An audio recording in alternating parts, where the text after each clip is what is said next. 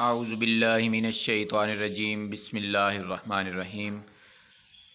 Rabbi इश्रह ली सदरी व यस्सिर ली अमरी वहलुल उक़दतम मिन लिसानी यफ़क़हू क़ौली।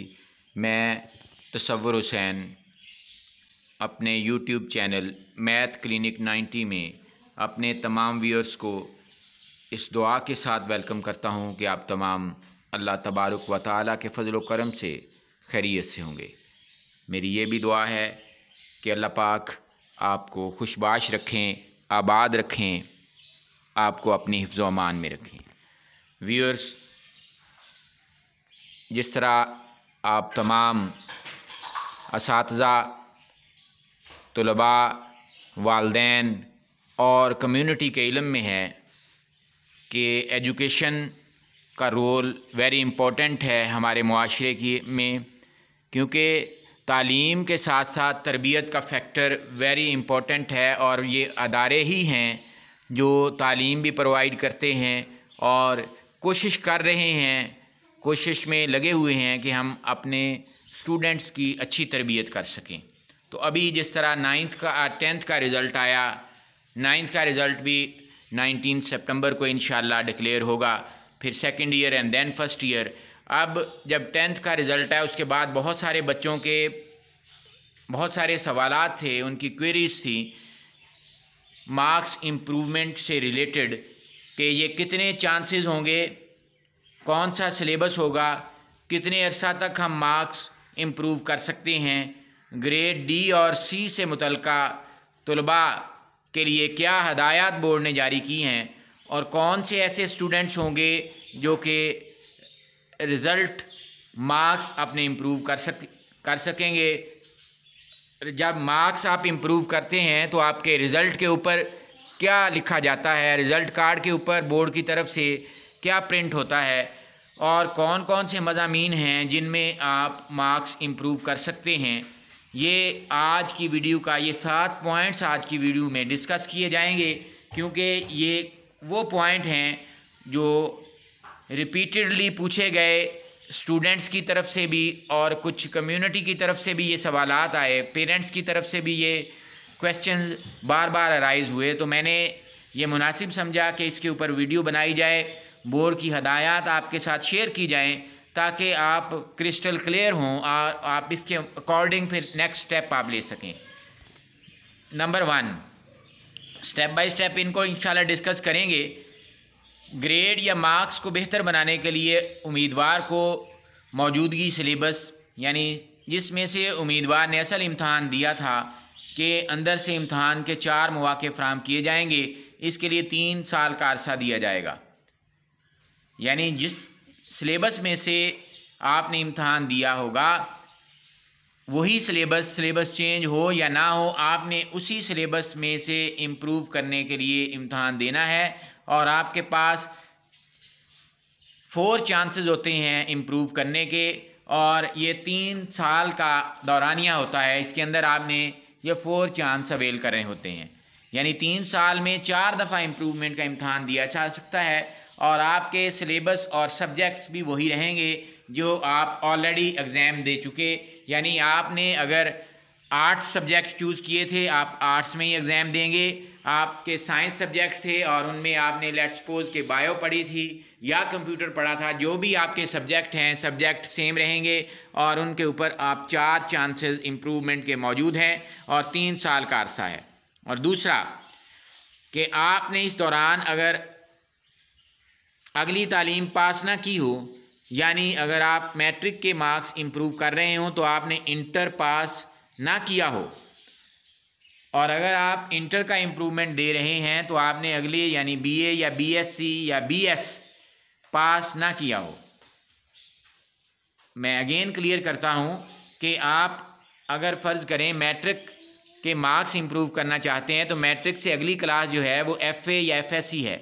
इम्प्रूव करने के लिए ज़रूरी है कि आपने एफ़ए या एफएससी पास ना की हुई हो। आप एफएससी कर रहे हों कोई हर्ज नहीं, लेकिन आपने पास ना की हुई हो। इसी तरह अगर आप एफएससी को इम्प्रूव करना चाहते हैं तो आप तब तक एफएससी के वो 4 चांसेस अवेल कर सकते हैं जब तक आप बीए या बीएससी या बीएस आप क्लियर नहीं कर लेते।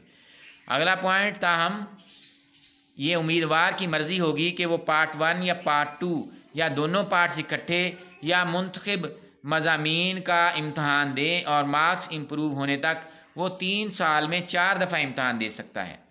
यानी ये डिपेंड करता है स्टूडेंट के ऊपर कि वो पार्ट 1 को इम्प्रूव करना चाहता है या पार्ट 2 को इम्प्रूव करना चाहता है या दोनों पार्ट इम्प्रूव करना चाहता है या कोई एक या दो सब्जेक्ट जो हैं उनमें उनके मार्क्स कम हैं और वो चाहता है कि इसको इम्प्रूव कर लिया जाए। 3 साल के अरसे में 4 चांसेस होंगे। ताहम जिन स्टूडेंट्स का ग्रेड डी या ई था, अगला पॉइंट ये है वो सी ग्रेड के आने तक अपने 4 चांसेस के इम्तहानात दे सकते हैं। अब डी या ई ग्रेड के मतलब ये है कि आपके मार्क्स जो हैं वो फाइनल एग्ज़ाम में लेस दैन 50% हैं, 50% से कम हैं। आप उनको इम्प्रूव करने के लिए सी ग्रेड में जाना चाहते हैं। सी ग्रेड जो है वो 50% मार्क्स पे आपको सी ग्रेड मिलता है। मैं क्लियर करूं, डी और ई ग्रेड की कोई वैल्यू नहीं है। अगर किसी के डी या ई ग्रेड आते हैं तो बेहतर ये है कि वो इम्प्रूव करे और ये 4 चांसेस 3 साल में मेहनत करे, इम्प्रूव करे और सी ग्रेड तक पहुँचे, यानी 50% तक पहुँच जाए। जो स्टूडेंट्स इम्तहान देने के 2 साल बाद मार्क्स इम्प्रूवमेंट के लिए अप्लाई करेंगे उनको बयान हल्फी देना होगा कि उन्होंने अगली जमात की तालीम पास नहीं की। वेरी इंपॉर्टेंट पॉइंट ये है, 2 साल का अरसा दिया है कि लेट्स सपोज आपने मैट्रिक का मार्क्स को इम्प्रूव करना है। आपने मैट्रिक किया है, मैं एग्जांपल देता हूँ कि आपने 2019 में अगर आपने मैट्रिक का इम्तहान पास किया और आप 2021 में इम्प्रूव करना चाहते थे, 2 साल का अरसा पूरा हो चुका। अब 2 साल के अरसे के दौरान अगर आपने इम्प्रूवमेंट के लिए अप्लाई नहीं किया और अब आप कर रहे हैं 2 साल गुजरने के बाद, तो आपको एक स्टाम्प पेपर के ऊपर बयान हल्फी देना होगा कि मैंने अगली क्लास यानी मैट्रिक इम्प्रूव करनी है तो मैंने FA या FSC की क्लास जो है वो मैंने पास नहीं की। अब 2 साल का अरसा रखने का मकसद ये है क्योंकि मैट्रिक के बाद 2 साल में FSC कंप्लीट होती है और इसी तरह अगर FSC इम्प्रूव करनी है तो 2 साल में आपका FSC जो है वो कंप्लीट हो जाता है और आप आगे BA, BSc या BS में एडमिशन ले लेते हैं। अब बोर्ड ये कहता है कि आप अगली क्लास में अगली क्लास पास होने से पहले आप इम्प्रूव कर सकते हैं। अगर आपने अगली क्लास का एग्ज़ाम B पास कर लिया तो आप इम्प्रूवमेंट के लिए अहल नहीं हैं।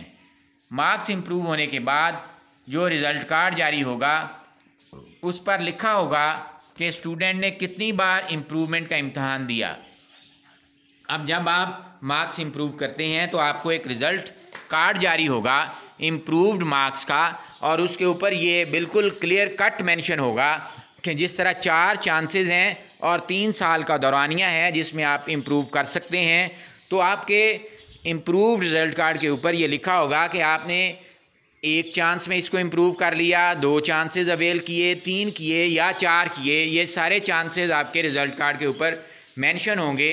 ये आप बिल्कुल इसके ऊपर क्लियर रहें और ये बातें मद्देनज़र रखते हुए अपना अगला स्टेप लें। बोर्ड के बाकी रूल वही रहेंगे, जो बोर्ड के बाकी रूल हैं उसमें कोई तब्दीली नहीं की गई। वो रूल ऑलरेडी जो चल रहे हैं वही रूल अप्लाई होंगे।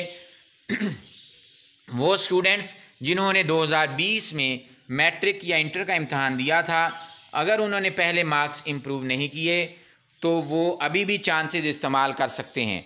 आप देखें 2020 में दिया तो 3 साल का दौरानिया 2023 में कंप्लीट होगा। 4 चांसेस आपने अवेल करने थे और आज 2022 है और 4 सितंबर है। तो अगर आप इम्प्रूव करना चाहते हैं, आपने अब तक इम्प्रूव नहीं किया, तो आप ये चांस अवेल कर सकते हैं। आपके पास अभी चांसेस मौजूद हैं। लेकिन वो तलबा जो 2018 या 19 में पास कर चुके वो अपने चांस लूज़ कर गए। आगे उन्होंने अगर तालीम हासिल कर ली या नहीं की, वो उनका चांस ख़त्म हो चुका। अब मैं यहाँ पे आप लोगों को ये सजेस्ट ज़रूर करूँगा कि आप जो हैं, अगर आपके मार्क्स कम हैं तो इन हदायत को बगौर देखें और इनको स्टडी करते हुए अपना नेक्स्ट स्टेप लें। बोल्ड स्टेप लेना पड़ता है आगे बढ़ने के लिए। अपने मार्क्स को अगर आप इम्प्रूव करना चाहते हैं तो ये एक और मशवरा ये है कि आप पहले ये मद्देनज़र रखें कि मैं किस पार्ट का एग्ज़ाम दे रहा हूँ या किस सब्जेक्ट को मैं इम्प्रूव कर रहा हूँ।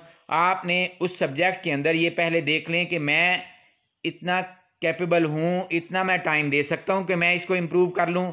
और एक और बात क्लियर करूँ कि आपने अगर कोई लेट्स सपोज कि आपने 9th की फ़िज़िक्स इम्प्रूव करनी है तो आपको साथ 10th का भी वो फ़िज़िक्स का पेपर इम्प्रूव करना पड़ेगा। यानी दोनों साल में उस पेपर को आपने इम्प्रूव करना होगा। उम्मीद है आज की वीडियो आपको पसंद आई होगी। मेरे चैनल के साथ जुड़ने के लिए, टच रहने के लिए, बाखबर रहने के लिए चैनल को ज़रूर सब्सक्राइब करें और मेरी यूट्यूब फैमिली का हिस्सा बने। मैं आपको वेलकम करता हूं। सब्सक्राइब करते हुए बेल के आइकन पर प्रेस करें और ऑल पर क्लिक कर दें ताकि आपको हर खबर मिलती रहे और आप हर खबर से बाखबर रहें, बावक़्त बाखबर रहें। Thanks for watching my video. अपना बहुत ज़्यादा ख्याल रखिएगा, मुझे दुआओं में याद रखिएगा। अल्लाह रब्बुल इज़्ज़त हम सब के हामी और नासिर हों। पाकिस्तान जिंदाबाद।